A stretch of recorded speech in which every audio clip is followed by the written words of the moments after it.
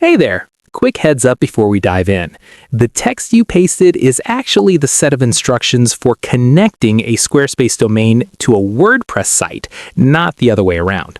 But do not worry, based on your title, I have written a creative, concise script on exactly how to connect a third-party domain to Squarespace using human, relatable steps. Here you go.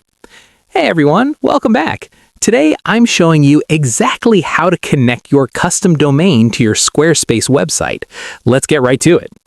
When you're ready to link a domain you bought from a provider like GoDaddy or Namecheap, start by logging into your Squarespace dashboard.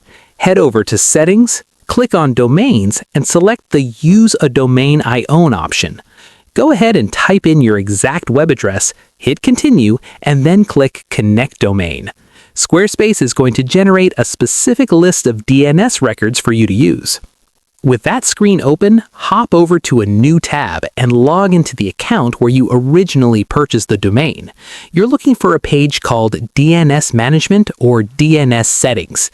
From there, it's just a simple copy and paste job.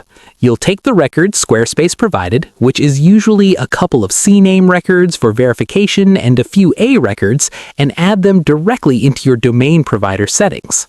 After saving those new records, jump back over to your Squarespace tab and hit Refresh. The internet can sometimes take up to 72 hours to fully process the update, but the moment those status indicators turn green, your custom website address is officially live.